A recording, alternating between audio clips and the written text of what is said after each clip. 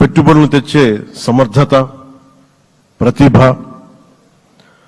విదేశాల్లో ఉండే నాయకుల్ని మలేషియా దగ్గర నుంచి, సింగపూర్ దగ్గర నుంచి, యూరోప్ అమెరికా నుంచి ఆ దేశాల అధ్యక్షుల్ని తెలుగు రాష్ట్రాల వైపు దృష్టి మళ్లించేంత శక్తి సమర్థత ఉన్న శ్రీ నారా చంద్రబాబు నాయుడు గారికి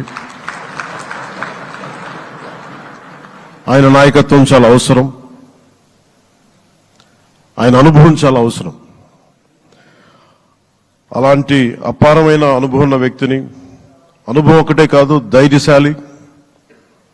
ఈ రోజుకి నాకు ఒకటే గుర్తుంటుంది, మన తాడేపల్లిగూడెం సభలో చెప్పాను, చాలా క్లేమోర్ మైన్స్ పేలిపోతే జీప్ ఎగిరిపోయి కింద పడితే చొక్కా దులుపుకొని ఆయన మళ్లీ వచ్చి రాజకీయం చేసిన వ్యక్తి. ఈ రోజున సైబరాబాద్ ఉంది అంటే అది శ్రీ చంద్రబాబు నాయుడు గారి దార్శనికత. అలాంటి వ్యక్తి, ఆయన అనుభవం ఈ రోజున 2024 ఆంధ్రప్రదేశ్కి ఎన్డీఏ కూటమి తరపు నుంచి ముఖ్యమంత్రి అభ్యర్థిగా శ్రీ నారా చంద్రబాబు నాయుడు గారి పేరుని జనసేన పార్టీ పక్షాల నుంచి మేము బలపరుస్తున్నాం.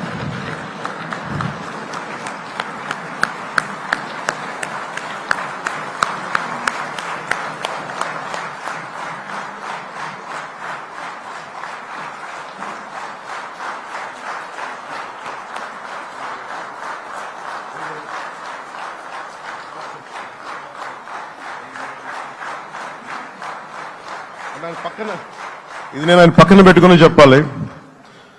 ఆయన నలిగిపోయారు. జైల్లో చూశాను ఆయన్ని. పాపం భువనేశ్వర్ గారి బాధను చూశాను. నేను అనుకున్నాను, అమ్మ మీరు కన్నీళ్ళు పెట్టకండి, మంచి రోజులు వస్తాయని చెప్పిన మంచి రోజులు వచ్చినాయి. వారికి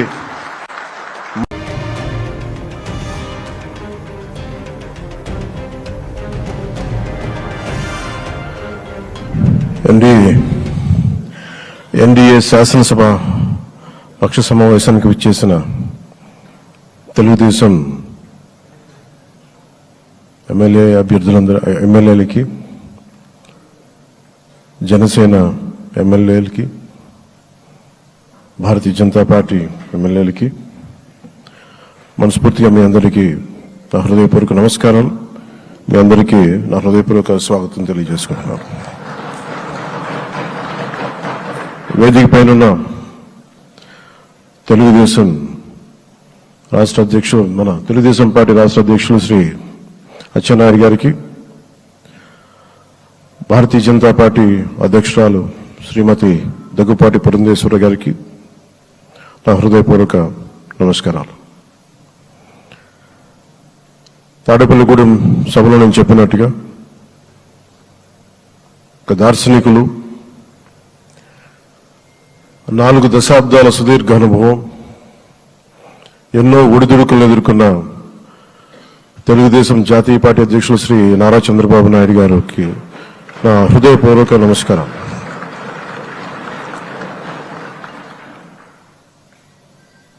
గత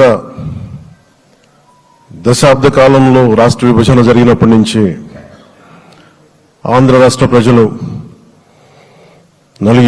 నలిగిపోతున్నారు.